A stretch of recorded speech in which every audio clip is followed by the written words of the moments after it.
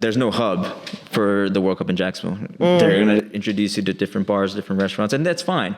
I want to make sure that these other businesses get the opportunity, but I really wanted to make sure it's just soccer related. It's all about the sport, and not only do you get to watch it, you get to be a part of it and play, watch the fashion show, just experience everything that we've learned throughout the years in LA, New York, and put it in Atlanta, and put our twist to it in Jacksonville.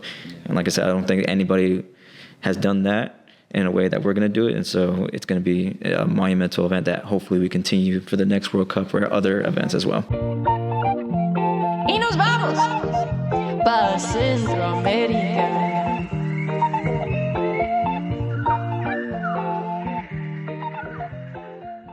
Hi, everybody. Welcome back to another episode of Central American Voices podcast. Today, we are with Ricky and Carlo from World Class Football, and we are at Bravo Studios. So thank you, Bravo Studios, for opening the doors to us, and welcome you to Central American Voices podcast. Thank you for having us. And that's our honor. We're excited. Honestly, I am so excited for this conversation because this is the kickoff to our World Cup series. So I'm excited to talk about soccer. I don't know much. Y'all the experts, but we'll take care of that. Talk about a little bit of you.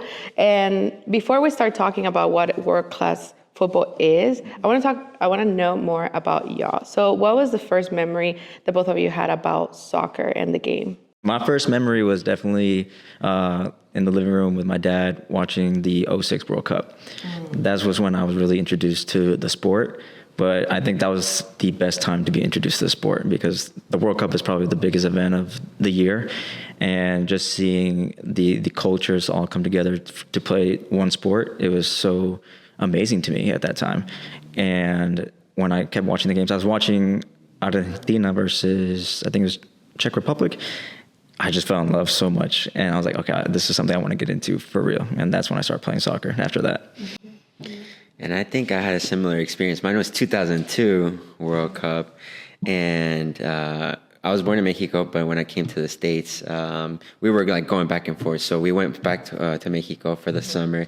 And we were at a beach house, all the family and stuff. And we had the reunion in the living room, and everybody's watching the game. And it was Mexico, I think, versus Greece, I want to say. And then, like, when we scored a goal, everybody's, hugging. I'm getting picked up. We're getting thrown around. Everybody's, like, super excited. And again, like, the World Cup, I think, is one of those moments where, like, regardless of where you are, you stop to watch, like, different countries, right? And I think that's the exposure of, like, the world, right? It's not just your country or just like this club, it's the world. So those memories of, like you said, getting together with the family, and then you're all like your pride, your bandera, you know what I'm saying? That was a beautiful moment for us. Love that. From there, you guys wanted to get more into the sport, or it was like before that you guys started playing a little bit? I wanted to get more into the sport. I wasn't really playing, and I just wasn't. How old were you at that time? I think I was 9. Yeah. I was 9 too. Are you me? I'm a little bit older. Yeah, but that's when I really started going outside, just kicking the ball in the backyard, and I was like, okay, like I really enjoy this. And then it was more time to spend with my dad, and I was like, okay, this is awesome. Like I really love it. How about you? For me, it was before I even watched the game, like, we were in Mexico playing like the little neighborhood kids, and we were always like playing like the little square right outside our apartment. I was playing every day when I was a kid until I moved to the States.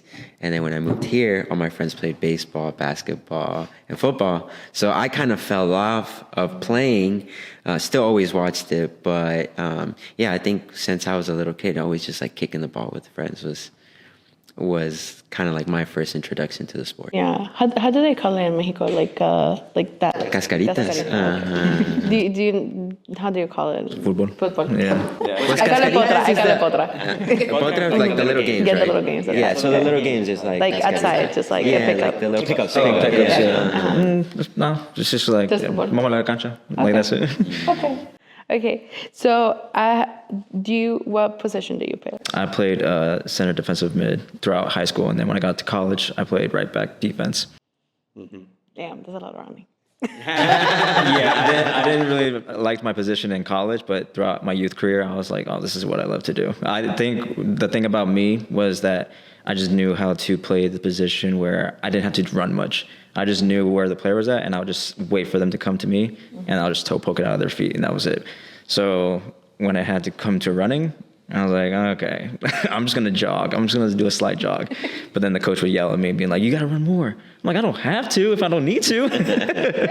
But that was more of my position as the defensive mid player. And you? I didn't play for a long time. So when I started playing, I was like, let me play defense. So I play like right back where like I can go back and forth. And I think I know how to like position myself. I don't have like the most technical like dribbling skills or ball skills.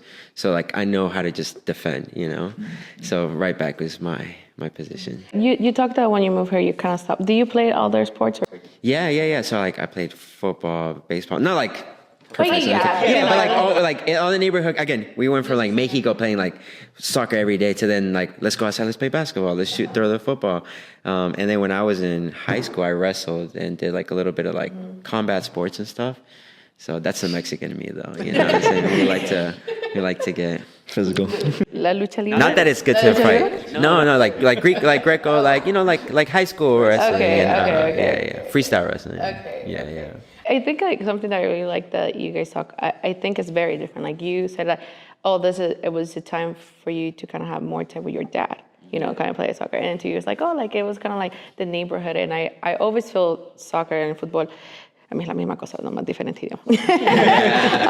But it brings like a lot of like community. Because when I remember, my grandpa was a referee in Honduras, so I grew up like watching him, his games. But the memories that I have about football, it's just about being surrounded by family. Yeah. You know, and I think I kind of have the same experience like you when I moved here. I was just like, it's only me. My brother hates that I scream at the TV, so I'm just watching the World Cup alone, you know, with my mom. So I really like cherish those moments. So I think like now looking back at what you guys are saying, like how was those time for you? Because I mean, football and community kind of go hand in hand, and right. Or even like, you know, moments with your parents. It was very special with just being with my dad because my dad was just always working a lot. So you really, you know, take those moments very seriously when I'm like, okay, like, because my dad, he didn't play soccer. He just loved the sport. So then he would always go to the local park and try to talk to them and be like, can I just play? He just loved it. And so he just wanted, that's how I built my community around him. And I was like, okay, so this is what they do. And I just started seeing how, even though he wasn't the best, he was still able to talk and like communicate with the community. And I'm like, okay, it's so easy to do that. And it would be great to be just as good and just understand like, okay, this is something I can just bring everybody together. And that's what I loved about it. And I appreciate my dad introducing that to me because now that was my only way to meet people. It's just playing the sport, be good at it, but also like connect with other people and see how they can get better or just know their background as well. So that's what I loved about the sport so much. It's kind of crazy. Same. My dad didn't. So again, my dad actually didn't even watch soccer. So we would only watch soccer during the World Cup. That's where like, The same with it's funny. I feel like we would watch it during the World Cup. 100% like would watch it. But similarly, like my dad didn't play all that much. But when the World Cup came, like everybody was watching it. Everybody. And that's where I felt like we were connected and the sport really mattered for us. But like, you know, we weren't watching club soccer or, you know. No. That came later on. Yeah. And then, and again, it's also like regional, you know, like you have so being from Mexico, you have like the Mexican League. Yeah. I only have one uncle that was like a fanatic. So besides the World Cup, unless I was with this one tío, we really didn't watch soccer all that much. So, but again, when the World Cup came, like everybody, all the neighborhood kids, and it's interesting because growing up in Florida where I grew up, all the kids around us were immigrants too. So we had like people from Iran, Afghanistan, Bosnia, Colombia, Peru, like all these different like Latino or Asian, African, like European countries were like, when they came together, like, man, yo, Mexico's gonna be da-da-da-da-da. And it's like, dude, Mexico sucks, bro. I'm like, but again, it's all good cheese, man, you know, back and forth. So. It's a good thing. Yeah. So I'm going to ask this to you, Ricky, because I know you started World Class Football. So how did that started? World Class? Yes, how did that started? World Class started in 2020 during the pandemic. I was just always into filmography and then also soccer. And I started doing photography in 2015. Just for fun. When I went to college, shout out to Middle Georgia State University, I was not having the best time of my life there. I went to that college because my brothers went to that college, so I never was like, I just went there. So then I wasn't really getting much playing time, so I wanted to just try a new hobby to make myself feel better. And my buddy, who had like tons and tons of followers for some reason, he's like, can you take some photos of me? I'm like, yeah, sure. And we just used like my Galaxy phone, but I was able to just find the right angles, all that stuff. And he's like, yo, you're really good at this. I was like, you have an eye. I'm like, yeah, I mean, I did yearbook in high school.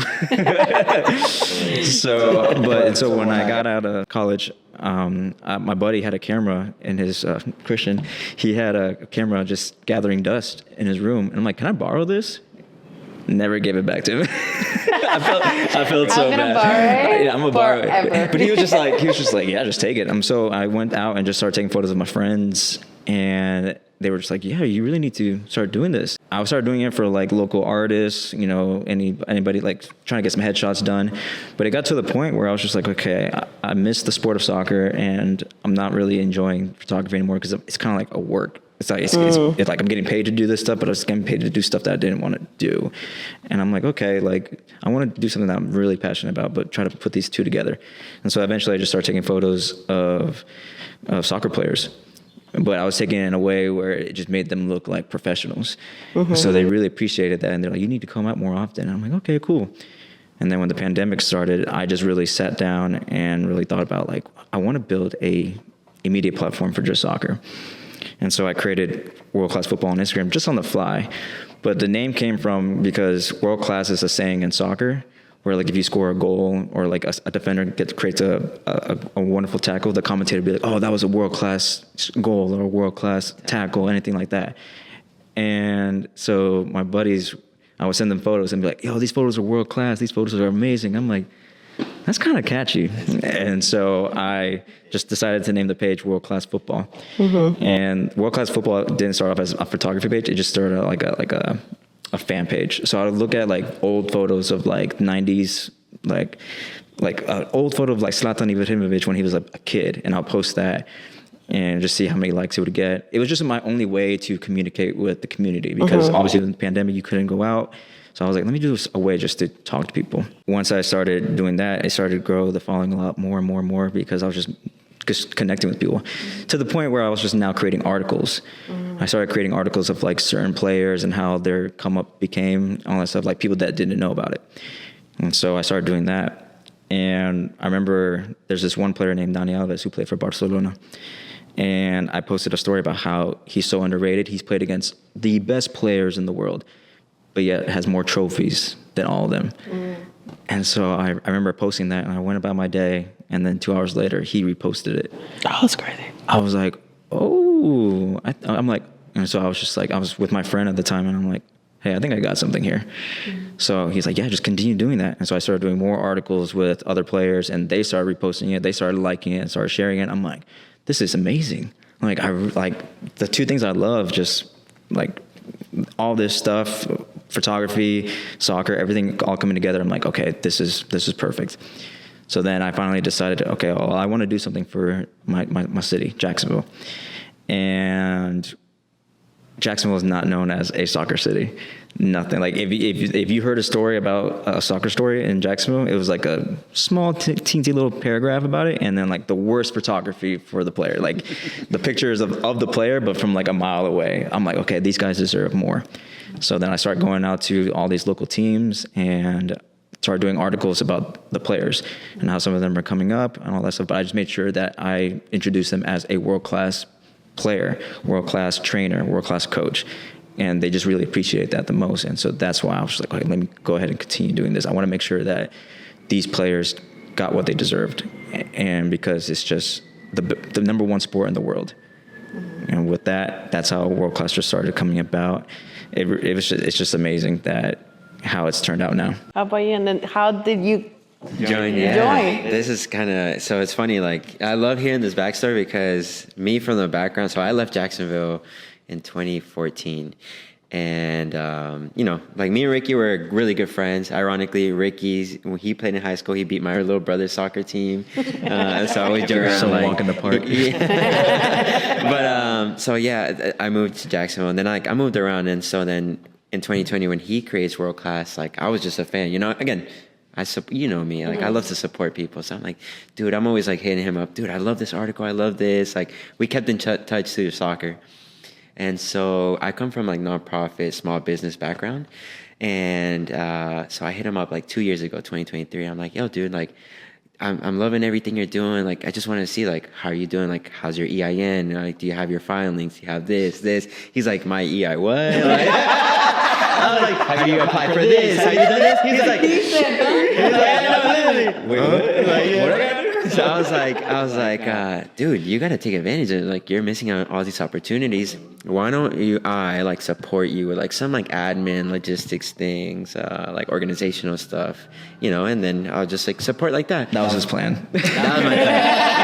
Yeah. You're like, So that's 2023, and then like we like talked about a few things, and then last 2024. Then 2024, like we did a little bit more things. Like I just helped them with some stuff, but we hadn't like officially like met together. So I moved here end of 2024 to LA. I was living in Washington DC. I moved here, and then Ricky, like we're like a little bit more hands-on. So he's like, hey dude, I'm gonna go to New York in April. Like, do you want to come? We're gonna shoot some like a goalkeeper from Paraguay. He plays for the New York Red Bulls. He's like, he's a Spanish speaker. Like, I would prefer like maybe you'd be down to interview in Spanish. I'm like, of course. Like, dude, I'd love that. And so we went to New York. Unfortunately, we weren't able to interview the player, but we interviewed some other like super cool people, talented people. Shout out to Josh. Shout out to Classic Football Shirts. So again, the soccer community, the football world is such a good community. And yeah, like I did like 2 interviews that time. And then from there, like we posted some things, and like I think the feedback was like, dude, you're a natural, like you should like do this again. And that was like our first time like kind of like working together officially. Yeah. And it was just like natural, And so after that, we came here to LA. I was here in LA. I was like, Ricky, you got to come to LA. Like, let's do some stuff in LA. And yeah, like ever since it's been amazing. Truly. Amazing. Like after that New York trip, I really like thought about it, and I'm like, this is someone I need on my team for sure, because I can be in front of the camera so much, but I feel like it's not about me. It's about making sure that World Class recognizes and everybody that wants to feel like they need to be heard. Mm-hmm. And someone that is natural of making people feel comfortable and just talking in front of the camera is this guy. And that's why I was just like, I'm like, I need you on the team, and I need you to like really help guide me to, the right path of making sure that World Class becomes what I want it to be. Mm-hmm. And it was probably the best decision that I've made so far with World Class. Then to you, that was organic. That was organic. The first time that I met you, I remember I was just so focused on, shout out to Football Fatigue. I was just, hey, I have it in the back. Yeah. Let me show it. Go so we can shout out. It's all shout out. Sick shirt. Shout out to Football Fatigue. Shout out Tony. Shout out Jen. Honestly. But we were there just to do something with them, and then I was setting up. I was kind of already overstimulated that day. Mm-hmm. So then you walked in, and you were just talking about your background. This guy, the whole time I'm setting up the camera. Hey, like let's do a promo with this guy. Let me jump in. I'm gonna cut him off.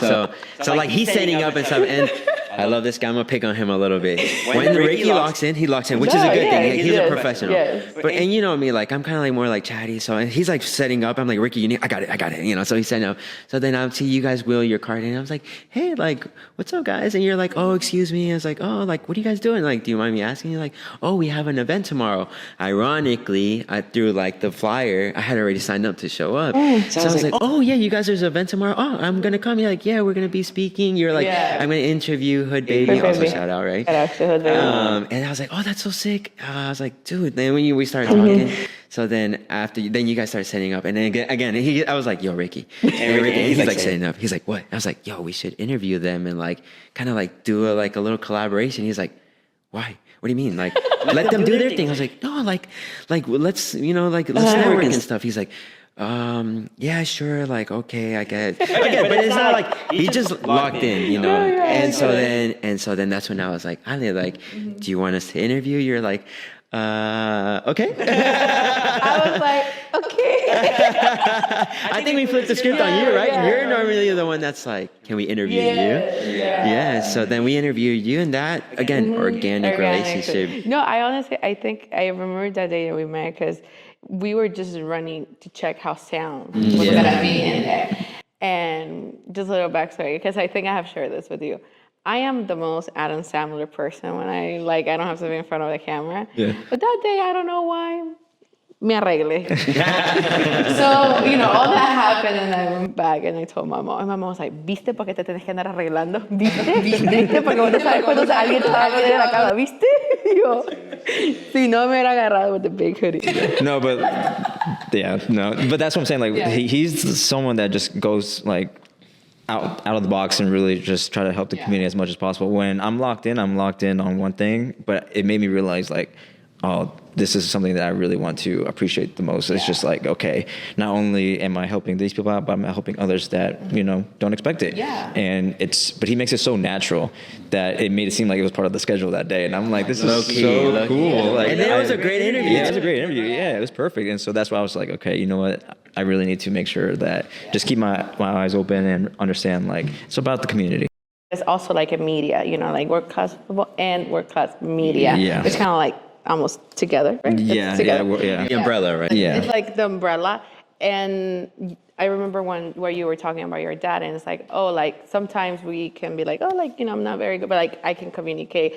And I feel like that's also how Carlos is. It's like Carlos just talks to everyone. And you're like, wait, there's a connection here. You know what I mean? Yeah. And I feel like you two do a good match of that. Yeah. Perfect match. It's very merry, honestly. Like I love it. And we just work so well together like that. It's perfect. Like it's easy to just pass the ball to him and be like, okay, handle that while I focus on fixing the audio in this situation, all that stuff. Great analogy.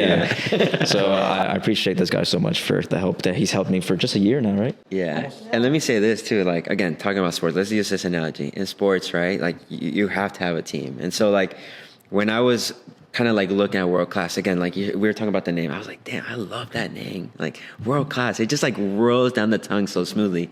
So what I've told him is like, dude, think about the sport. Like, one player cannot dominate a game by himself. Like, as much as Messi, for example, being the greatest of all time, not a hot take, but he has to have players around him to do certain things. So I've always told him, like, yo, like, we have something cool, but like, we have to bring on an Ale or, football boutique or partner up with certain groups, certain communities, because we can't do it by ourselves. And again, it's a community effort. So that's where I think, like, when I joined him, what I bring to the table is just like bringing community, talking to people. And again, I'm one of those people where I genuinely, when I'm sitting at, like, I don't know, when I lived in DC at the bus stop, I sit down to talk to people and they tell me their life story. And I'm like, oh my God. Like, you know what I'm saying? Like, it just naturally comes. I see it every time. And I'm like, how does he do this?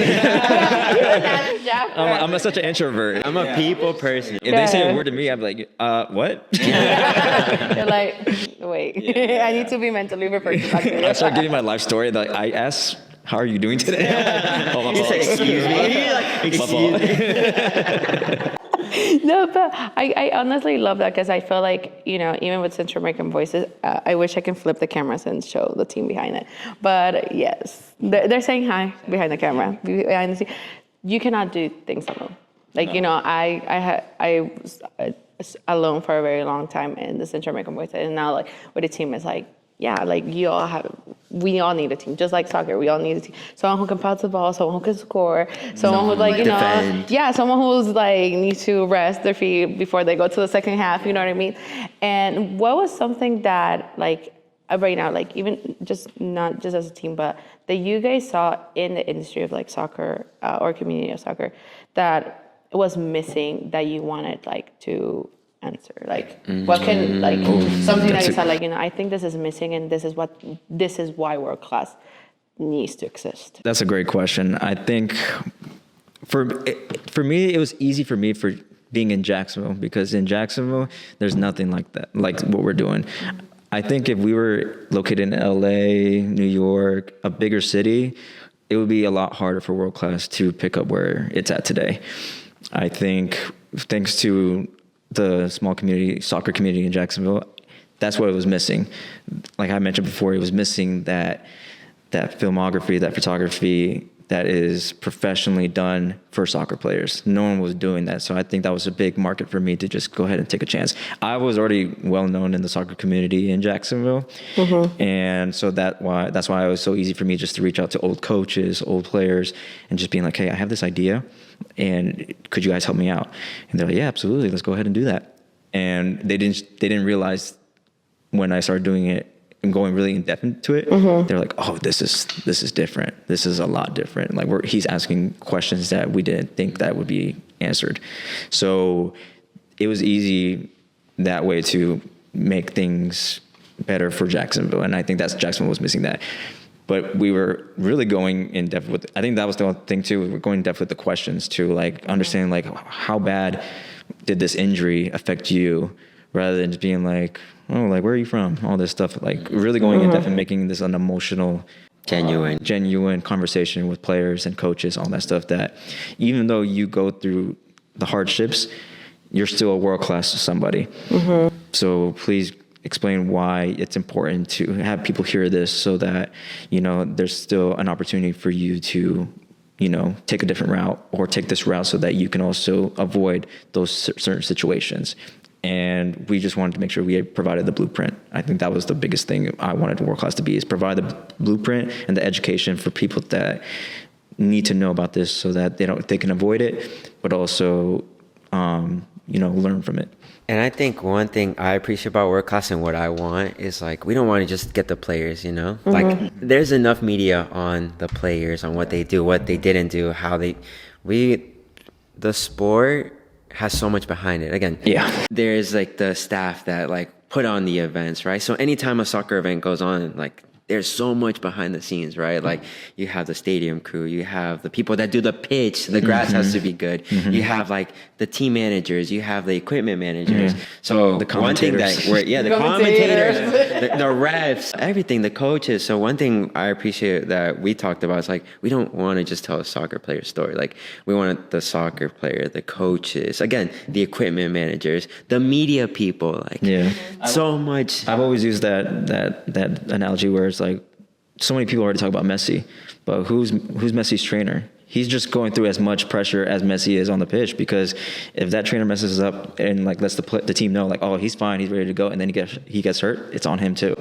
So we try to make sure we interview those guys, because at the end of the day, they're just as world class as Messi or any other player that's on the starting 11. So we try to make sure that everyone gets their voices heard. Exactly. So it's not just, again, talk about community. The community is what allows these players to then go on the pitch and like create magic, right? But we want the whole environment, the whole ecosystem to be captured. So when you put on an event, when you interviewed Hood Baby then does stuff with soccer jerseys and like stuff like that. But you gave that platform, you know, you platformed that experience and stuff, and that's part of the sport too, you know. Yeah. So capturing those stories goes a long way, as I'm sure you would agree, right? Yes, no, I do agree with that. You provide a whole different audience. Yeah, I believe that everyone has a story and is a storyteller, and then we can all learn from them. Like I feel like every person advice from personal stories, like you can learn from it. And I think I love that approach of like, no, like don't only get the player, but also like those behind it, those prepping, everything that makes everything a world class soccer. Exactly. Pretty much. Yeah, pretty much. Exactly. This year we have something amazing happening here, which is the World Cup. So I wanted to talk about that, how you guys are excited, what you guys are expecting, but also you guys are hosting a festival. So let's talk about that. Let's start with the festival. Should we start with our festival or the World Cup? The festival. The festival. He said like, let me talk about the festival. Yeah. Let's go.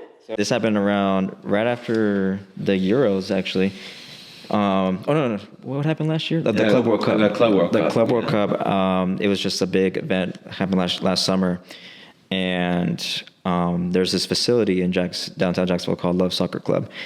And it's just a one pitch indoor facility, and I have a good relationship with the owner of the facility. And I just asked him like, hey, can I ask you a question? Are you doing anything in particular for the World Cup? He's like, no, not really. I'm like, is it okay if I host an event here? He's like, what's your idea? Probably like a watch party or maybe like a tournament, something like that. He's like, why don't you just have it for the whole month? And I was just like, he's like, I've seen what you've done for the soccer community, and I think you have great ideas. Like, why don't we just go ahead and just follow with that? And I kind of just need your help because I'm always traveling and I don't have time to be at the facility. I'm like, all right, give me a second. Hold on.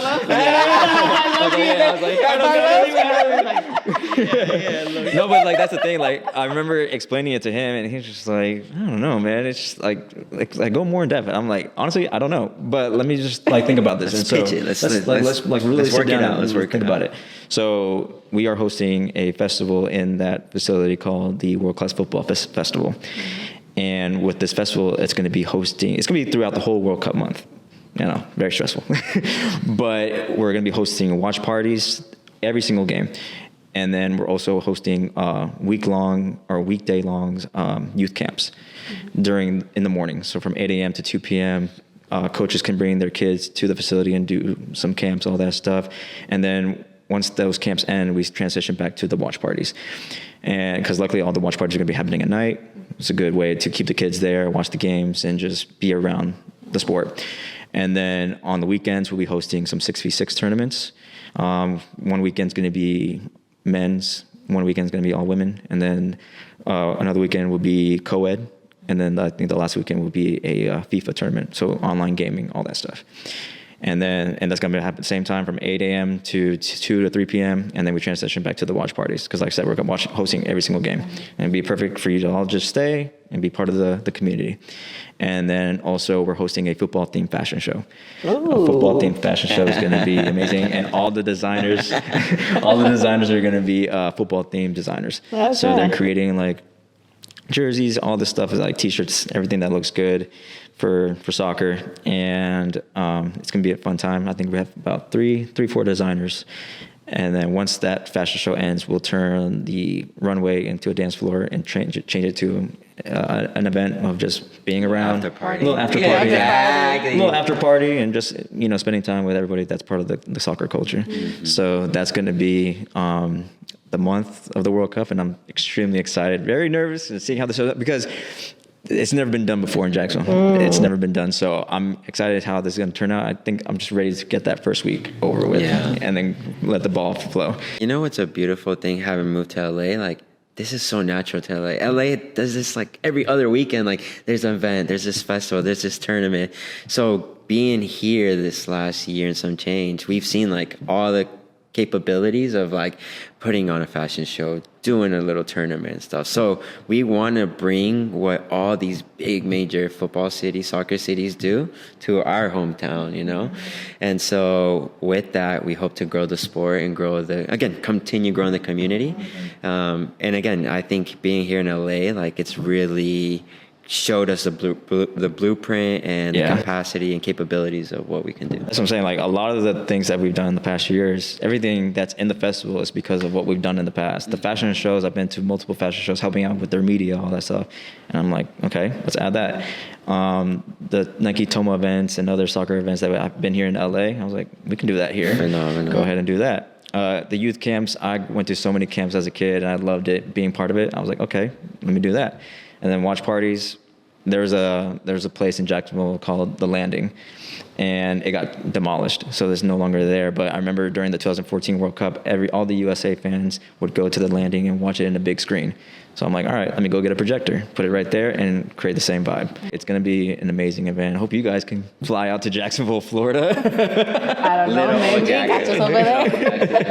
It's going to be fun. Yeah. But I love it because I feel like what you have mentioned of like Jacksonville. Yeah. Jackson. You can say Jax. You can say Jax. Okay. It was not known of like a soccer, town or anything, but you are also investing in the youth to get it like in love with this sport, but also creating what we all grew up with. Like, what is the feeling of the World Cup? But like growing up, watching, like, when you watch the soccer, you're always like, I want to play again. Yeah. You're like, please just give me a ball. Let me play. You know what I mean? Yeah, Like, give me a ball, let me play. Or like you're just telling, I could do that. Like, you know? And I feel like that's such a beautiful thing to bring to that community. And like from different ages and also like for also supporting women's sports too. And to have co-ed. I'm really happy for y'all, and I know you have been telling me about this festival for a very long time. Yeah. So I'm happy that is happening, and that is bringing community together in your hometown. Yeah, I'm so excited, and yeah, it's gonna be an emotional roller coaster throughout that whole month, but I think it's gonna be very successful. Can you explain that your shirt? Oh yeah. I was like, he hasn't talked about it. No, we have a new soccer team in Jacksonville, a new pro team. They're playing the division below MLS, and they're called Sporting Jacks. And I worked with them previously, growing the team. Then I worked with them even before they were called Sporting Jacks. And so I built a good relationship with them, and they understood what world class was meant for. So I just remember I just wanted to reach out to every single soccer club. And like I said, I know the community really well, so I just reached out to everybody. But Sporting Jacks, our relationship is very close. So I just introduced him to the idea. I met the merchandise director, and he said, hey, we're looking to collaborate with the community. We can give you 100% control of creating your own collection for the fashion show, because they heard about the fashion show. Why don't you go ahead and build your own collection of clothing for the fashion show, and we'll help as much as possible. And so I said, go ahead. Oh, okay. Well, let me go ahead and take advantage of this. And so this is one of the pieces, part of the collection, Sporting Jacks, and with our logo, world class in the center. And with the landing, that's the downtown, and this bridge is a popular bridge. Yeah, this is a very popular. So this bridge. is like the skyline. Stand up. Yeah. Like, don't be shy.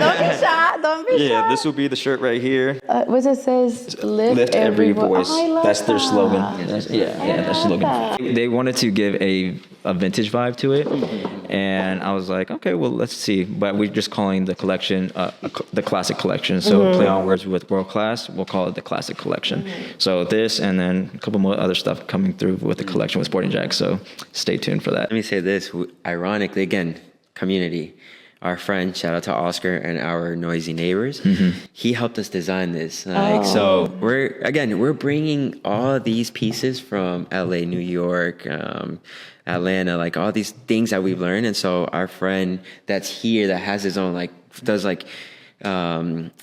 also take shoots, edits, creates stuff. So he helped us create this shirt again. So we're connecting the Cali community with Jacksonville, And he created literally he knows nothing about Jacksonville, and I'll show you online, offline. This is literally when you drive, you'll see this just driving by on the highway, So it's crazy how we were able to literally take this image of Jacksonville and put it on a shirt. You're the first one we've shown this to anybody. Wow. This is hot off the press. We just got this shirt. Yeah. Oh, wow. Yeah. Well, premiere. Exclusive. Yeah, so we're super excited, but this will be on the runway for sure. Okay, I love that. And I wanted to ask also how important it was to hold this event alongside with the World Cup, because it could have happened another time. Why it was so important to have it alongside with the World Cup? It's the biggest event of the year. Everyone wants to be involved with this as much as possible, and I think the best way is to keep it in one place. There's no hub for the World Cup in Jacksonville. They're going to introduce you to different bars, different restaurants, and that's fine. I want to make sure that these other businesses get the opportunity, but I really wanted to make sure it's just soccer related. It's all about the sport, and not only you get to watch it, you get to be a part of it and play, watch the fashion show, just experience everything that we've learned throughout the years in LA, New York, and put it in Atlanta, and put our twist to it in Jacksonville. And like I said, I don't think anybody has done that in a way that we're going to do it. And so it's going to be a monumental event that hopefully we continue for the next World Cup or other events as well. The last World Cup that was hosted in the U.S. was 1994, right? In 94, the sport blew up. Let's just be honest. Soccer is not the biggest sport in the States. You got football, basketball, baseball. You got golf is huge here, soccer kind of falls in the middle tier, And so, but when 94 came, the sport grew a lot. Yeah. And then as the sport has progressed, it's growing. We're hoping that, again, the next generation are going to take this moment and grow with it. And so, with it, we expect it to be the next big thing for kids. That's something that I wanted to ask about now having the World Cup here, because I feel like, growing up in Honduras, to me, like, the World Cup would never come here. I would never go to, like, the World Cup. Yeah. And now I live here, and it's like, it's right there. Yeah. Yeah. Especially, right here. Yeah, and it's like, I know there's, like, this World Cup is happening in 3 countries, which I think is insane, because there's so much moving pieces, but, which is also exciting, but also having, like, little towns like Jacksonville. Yeah. We're just gonna call it Jax. Jax. No, call it. That's that's fine. Okay, That's what we Jackson. call it. Jax. Jax. Jax, yeah. No, me calling Jackson. You said Jackson. wait. I just got out of MJ movie. That's okay. To bring that to those communities, because I feel like we are always like, oh, so centered like in the big cities, but it's like, what about the rest? Yeah. Yeah. And it's funny because Jacksonville is actually the biggest city land-wise in the U.S. Within the U.S. territory. Like, it's the biggest. So literally from go one side of town to the other is like an hour and a half sometimes. And it's still Jacksonville. Wow. You can actually fit like Chicago, Manhattan, Boston, a bunch of major cities in Jacksonville, and there's still space. So it's like, again, like you're saying, it's like a big, small city, like the biggest city, but still small town vibes. Real quickly, earlier, so you asked about the tournament. I don't want to be negative, but I do want to highlight something. Like, it was so exciting that the World Cup was coming to the States, and Mexico and stuff, but like all the stuff that's surrounding it. And let me just start with like the pricing. So I actually went to the last World Cup in Qatar, and there was like all this controversy with like, oh, they're doing here. They're like super, like conservative and like, you can't do this, you can't drink. And people made a big deal. Like, I think right now what's happening in the States has blown down. Yeah, like 10 times. You don't even consider it. And so for 4 games, Ale, I paid $650. One game here in Qatar. And I saw some phenomenal games. One ticket here is almost $650. Can you imagine that? And that was also what I was going to ask about the World Cup, because I remember, and I was telling you off camera, how 2010 was for me. When you were talking about 2006, I remember watching that. But it wasn't that big for me and Hunter, and that, we never got to the World Cup. But like, 2010 for me was so big. And then even though I moved to the States, I feel like the World Cup, you can feel it. Now it's like, what's gonna happen? It's not the same excitement. It's not. It's like tension. There's tension. It's tension because you're like, what the heck is gonna happen? I personally, like, I'm not that excited for the World Cup anymore. I'm happy it's in our backyard, but with everything like Carlos mentioned, it's like, okay, it's impossible for us to really experience being part of that. That's why I'm excited about our event, because we're going to provide the same exact, feel that we got for the World Cup, watching it from the TVs and all that stuff, but still provide more because with the World Cup. And I think later on, when it's closer to the games and the dates and all that stuff, like prices are going to go down just so that it can fill up seats. But since it's gone so political, it just doesn't feel the same as getting ready for the 2010 World Cup. Like, even the music going into 2010 was amazing. I don't feel that at all. Like the official song for the World Cup this time, for the U.S. at least, because the Mexico song is fire. But like, it's just, it doesn't fit right, and it's just too much negativity going into this. I think it's like the World Cup brings such a pride of your country. Yeah. However, here you being like, what's it called? I don't know, like, I don't know what the word is, but like, you being criminalized just to have some pride. Yeah. So how can you celebrate? Like celebrate, that? Especially in such a diverse country, and like you said, Jackson. Yeah, there you go, Jax. It's so diverse. You were talking about like growing up from like people from Africa, from like the Middle East, from like Latin America. How can you feel that when you get targeted? You know what I mean? And that is one. And also prices, and also music. It's like the same excitement that at this point, like the only excitement is like, like the game. Yeah, exactly. That just to bring that back, because and hopefully that can quote unquote distract us of something, but in reality, like just life has lately. And also, like, a bunch of people traveling for the World Cup and, like, They're making it hard. Traveling Jax to LA, I was like, just get me to LA like right now. Like I just want to sleep and get here now. So I can't imagine the players going through that. Like they have to go to LA and then go to a different state, and it's going to take another long time. It's just it's hectic. Qatar was like the perfect World Cup for me. Oh, where you went to? I didn't go, but based on what he told me and based on what I read and everything like that, it was just like you're going to 4 games in one day easy. for the same price. Because it was all in one city. Yeah. You did say something like like it should be a distraction. I think it's an opportunity for us to really lift our voices and really show what this country is about. We're not going to be silent about it. We're going to let our voices be heard. And we got to criticize because, again, the FIFA kind of sold out a little bit. Like in Qatar, if you wanted to buy a ticket, you had like a resale ticket, you had to buy it through the like FIFA thing platform, and you couldn't hike up the prices. Right now, people bought the tickets for like, you know, retail price. They're reselling the tickets for like 4 or 5 times that, and they're like reselling it on like Ticketmaster and stuff, and the prices are just egregious. So it's just ridiculous. It's ridiculous, honestly. And again, this is a sport where like a kid can literally just pick up a ball. You put like 2 shoes, 2 sticks, 2 rocks, and you can play it, right? It should be simple. Like it shouldn't be so complicated. Aside from all that, what are the things that excites you the most?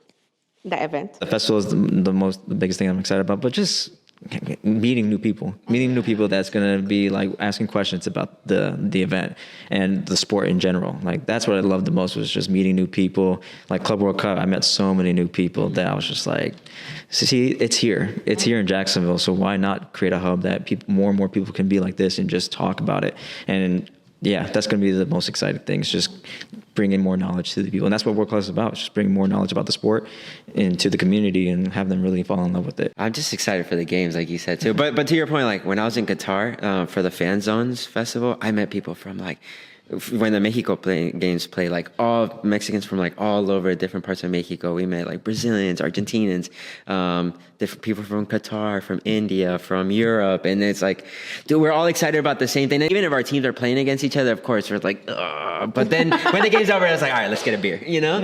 So one thing I do want to say is that regardless of all the political negativity that's going on with this, like for those who are coming to the States, like, just know there are people that want to welcome people, and we were excited. I know Mexico and Canada, they're going to show out. Like, you know, we've kind of focused on the U.S., but it is Mexico and Canada also hosting, right? And I could tell you, like, as a Mexican, like, we want, you know, like, mi casa es tu casa, no? Like, Canadians, too, I know they want to, like, bring and welcome people. So without being too negative, I think also, like, there is going to be some beauty here. And we are not going to allow it to be tainted. Like, so whenever we meet people at these events or like in Jacksonville or here in LA, like it's going to be, we're going to make the best of it. I also think like that's what this World Cup having 3 countries is about. It's about unity.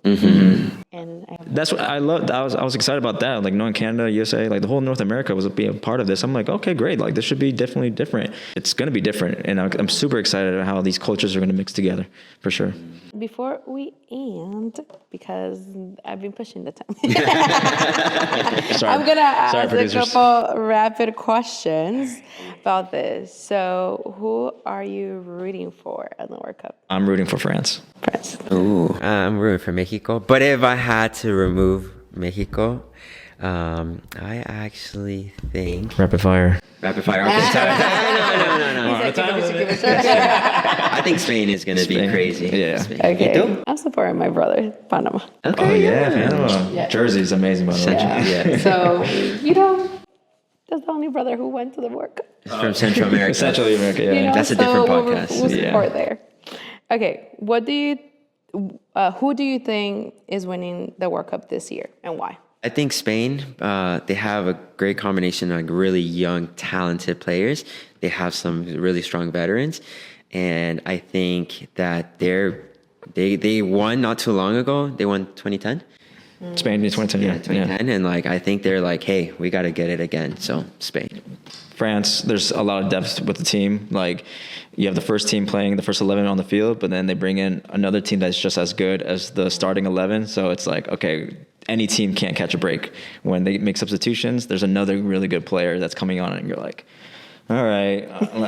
Let's just give up now at this point. So France. What team will you think will surprise everyone? Portugal. Okay. Portugal? Yeah. I would say Netherlands. The last one. What is the perfect group / dream teams? I think the craziest group of deaths would be like Spain, France, Yeah. maybe Portugal, and Netherlands. That would be like a crazy. I mean, group. I've always wanted like France, and then a team from South America, probably Uruguay. Argentina. Oh, Uruguay too. And then I want to put USA in there just to see what they're capable of against these big teams. And then I would say, for you, I would say Honduras, because they've always been a team that gave us problems in the Gold Cup. That if El Salvador played against Honduras, I'm like, this is gonna be a bloodbath. So Honduras in there too. Yeah. Well, thank you for including us. We've been included like 3 times in the World Cup. But thank you for including. Well, Salvi he's never been to a World Cup, so. Yeah. We need to change that. No. This should have been the year. This should have been the year. Yeah, Our honestly. girl behind the camera, Guatemala should have gone. Oh yeah, Guatemala. should have Yeah, gone. that's Shout true. out to our Guatemala. Yeah, you know. Hopefully FIFA can look at Central America like the way they did with USA and Mexico. It's like just keep like El Salvador, they're developing a new stadium. So it's going to be a great hub to bring in the best teams out there. Yeah, I personally think this was a World Cup to have more Central American countries. Like, it was the World Cup. It was all there for us. Because México ya está calificado, Canadá también, Exactly. Estados Unidos You- también. yeah. We didn't have to worry about that. But, I would leave my comments. But shout out to the Caribbean countries, right? Haiti, Cape Verde. Like, Yes. It's been a long time since they went to the World Yeah, Cup. and then you asked who my surprise. I think one of the smaller Caribbean nations is going to upset somebody. I don't know. Panama too. Panama's a really good But team. Panama's been good for like Yeah. at Yes. least Yeah, like but 4 or this 5 is years. like it's a yeah, very no, it's Canaderos? strong. I think Panama Yeah. will have the Costa Rica story that Costa Rica had in 2014. Just 2014. just surprising everybody. That's a great one. Yeah. Yeah. Well, before we close, tell the people where they can find you and how they can support you. Yeah, you can find us on Instagram, all social media platforms, World Class Football. We're going to be live streaming the event too as well. So that's going to be very important. So please, guys, follow us and we'll provide the best world class event as possible. Lowski. Well, thank you so much. It Thank was you, so guys. much fun. You're the Thank best. you. Thank you so much. Thank Shout out to you. the team in the back. Yeah. Love you, ladies. Thank you, guys. Thank you.